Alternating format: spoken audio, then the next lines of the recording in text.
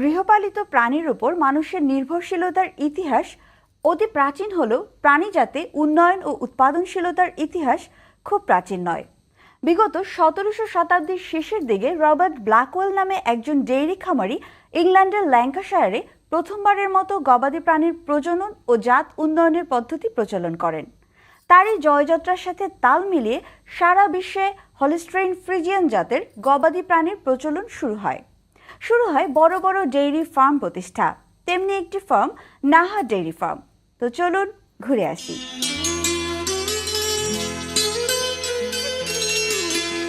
হাজার বছর পূর্ব থেকেই মানুষ গৃহপালিত প্রাণীর উপর নির্ভরশীল।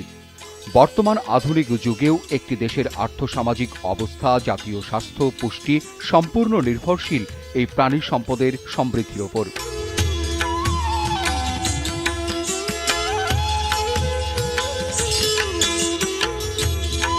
দেশের মোট চাহিদার 65 থেকে 70% গুঁড়ো দুধ বিদেশ থেকে আমদানি করার কারণে আমরা অনেকাংশে বিদেশের ওপর নির্ভরশীল। উন্নত পদ্ধতিতে গবাদি প্রাণী লালন ও জাত উন্নয়নের মাধ্যমে দেশের প্রাণী সম্পদের উৎপাদন ক্ষমতা বাড়ানো সম্ভব। আর এটি প্রমাণের জন্য বাংলাদেশের যে প্রতিষ্ঠানগুলো কাজ করে যাচ্ছে সেসব প্রতিষ্ঠানগুলোর মধ্যে চট্টগ্রামের নাহার ডেইরি ফার্ম অন্যতম। 1991 সালে 12 আউলিয়ার পুণ্যভূমি চট্টগ্রামের অদূরে সীতাকুণ্ড উপজেলার আকিলপুর গ্রামে এই ফার্মটির যাত্রা শুরু হয় মাত্র 2টি গরু দিয়ে।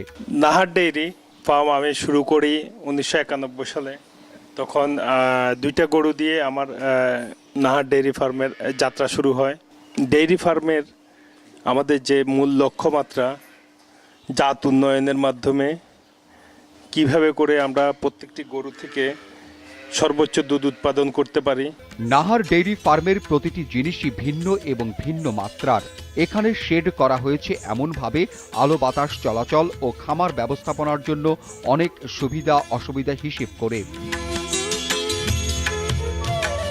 এখানে গাভী, ষাঁড়, বাছুর আর হিপার প্রত্যেকের আবাস স্থল করা হয়েছে আলাদা আলাদাভাবে।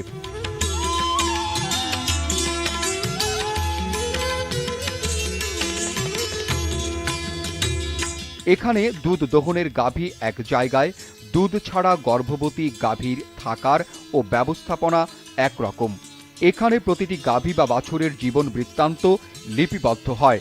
এই বাছুরটি কতটুকু দুধ তার মার কাছ থেকে পেল, আবার কতটুকু দুধ উপরি খেলো, জীবনে কতটুকু দুধ খেলো, ঘাস খেলো, কতগুলো বাচ্চা দিল, কত পরিমাণ দুধ দিল, অর্থাৎ গরুটির জন্ম থেকে মৃত্যু পর্যন্ত সবকিছু এখানে ডাটা এন্ট্রি করে রাখা হয়। এর ফলে বলা যাবে এর বাচ্চাদের অবস্থা কি হবে, কত বড় হবে, কত দুধ দেবে, কতবার মা হতে পারবে। দেশীয় প্রজাতির গাভীকে উন্নত জাতের হলিস্টেইন ফ্রিজিয়ান গরুর ব্রিডিং এর মাধ্যমে জাতের উন্নতিকরণের সাথে বাছুর উৎপাদন বৃদ্ধি করছে এই খামারটি।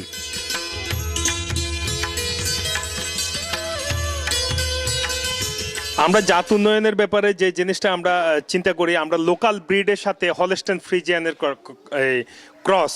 যেমন আমার এই গরুগুলা যদি আপনি দেখেন যে সবগুলা হলিস্টেইন ফ্রিজিয়ানের সাথে নিয়ার অ্যাবাউট 75% এখানে জাত উন্নয়ন করা হয়েছে। কারণ প্রথম লোকাল গরুকে হলিস্টেইন ফ্রিজিয়ান 100% দেওয়ার পরে যে বাচ্চাটা হবে এটা 50%।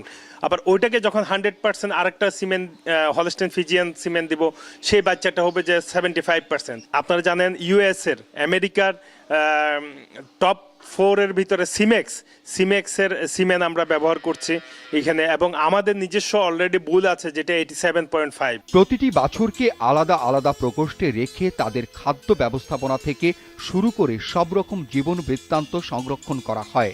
এই খামারের প্রতিটি বাছুর জন্মের পরের দিন থেকে পেট পুরে দুধ খেতে পায়। আগে বাছুর তার পেট পুরে দুধ খাবে, তারপর খামারি গাভীর দুধ দহন করে। এতে করে দেখা যায় একটি বাছুর তার সারা জীবনে 30 থেকে 40 হাজার টাকার দুধ খায়। খামারির জন্য প্রথমে লোকসান মনে হলেও দেখা যায় এই বাছুরটির বয়স 1 বছর হলে তখন দাম হয়ে যায় 1 লাখ টাকার উপরে। আর বাছুরকে পেট পুরে দুধ না খাওয়ালে তখন বাছুর মারা যায়। পাশাপাশি বেঁচে থাকলে তখন 1 বছরের একটি বাছুরের দাম 30 থেকে 40 হাজার টাকার ওপরে হয় না। তাই বাছুরকে দুধ খাওয়ালে অল্প দিনের মধ্যেই তার দ্বিগুণ লাভ হয়।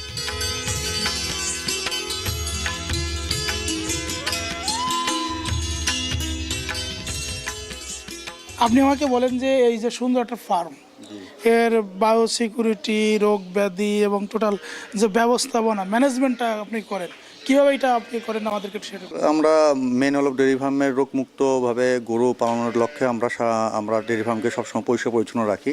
আমরা রোগ প্রতিরোধের জন্য যেসব রোগ, ভাইরাল রোগ এবং ব্যাকটেরিয়া রোগের জন্য যেসব ভ্যাকসিন অ্যাভেলেবেল থাকে বাংলাদেশে, ওইসব ভ্যাকসিনগুলো আমরা শিডিউল মোতাবেক আমরা প্রয়োগ করি প্রতি 6 মাস 3 মাস অন্তর অন্তর। ইনভিজুয়াল পেন বা নিপল ফিডারের মাধ্যমে প্রতি গাভীর বাচ্চাকে প্রতিদিন নির্দিষ্ট বয়স পর্যন্ত দুধ খাওয়ানো হয়। এখন প্রত্যক্ষভাবে যদি আমরা চিন্তা করি, আমাদের এই ডেয়ারি ফার্মে প্রায় 100-র মতো কর্মকর্তা কর্মচারী আছে, কিন্তু পরোক্ষভাবে যদি আমরা চিন্তা করি, আমরা যে দুধটা বাইরে দিচ্ছি সেই দুধের মাধ্যমে যে দুধের বায়ো প্রোডাক্ট সৃষ্টি করছে সেই ভ্যানম্যান, সেই দোকানদার, সেই ভোক্তা, ওভারঅল মিলে অনেক লোকের আসলে মানে কর্মসংস্থানের সৃষ্টি হচ্ছে। উন্নত ডেইরি ফার্ম ব্যবস্থাপনায় নিরাপদ ও সুস্থ গাভী হতে গুণগত মানসম্পন্ন দুধ উৎপাদনের জন্য মেশিনের সাহায্যে দুধ দহন করা হয় এই খামারে।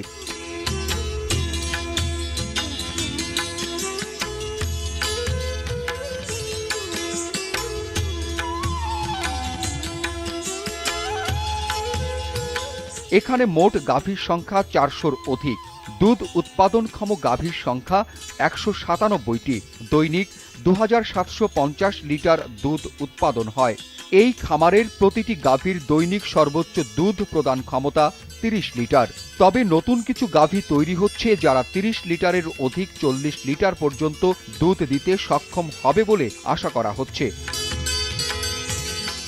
আমরা দেখেছি আগে 400 কোটি টাকার উপরে দুধ আমদানি করা হতো, তো এই দেশে যদি আমরা এখন দেখা যাচ্ছে যে 4000 কোটি টাকার দুধ আমদানি করতে হয়, হয়তোবা 80% দুধে আমরা বাইরের থেকে মানে ইম্পোর্ট করতে হয়, আর 20% আমাদের লোকাল ভাবে প্রোডাকশন করি এই ডেয়ারি ফার্মের মাধ্যমে। 2020 সালে আমাদের 2000 গাভীর একটা প্ল্যানিং নিয়ে আমরা কাজ করছি, যার মাধ্যমে আমাদের প্রায় 25,000 লিটার দুধ উৎপাদন করব এবং এই দুধ পাস্তুরাইজ করে আমরা দেশের শিশু খাদ্য হিসেবে আমরা যোগান দেওয়ার জন্য আমাদের লক্ষ্য নিয়ে কাজ করছি।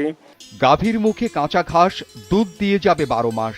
এই প্রবাদ অনুযায়ী পতিত জমিতে উন্নত জাতের কাঁচা ঘাস আবাদ করছে এই নাহার ডেইরি।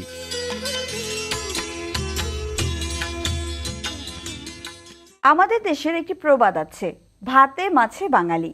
শুধু মাছে ভাতে বাঙালি নয়, সাথে দুধে ভাতে বাঙালি প্রবাদটি প্রতিষ্ঠিত করার জন্য দেশীয় গাভীর সাথে হলস্টাইন ফ্রিজিয়ান জাতের উন্নত বীজ বা সিমেনের মাধ্যমে জাত উন্নয়ন করে দেশের জনগণের জন্য প্রবাদটি প্রতিষ্ঠিত করতে চায় এই নাহার ডেইরি ফার্ম।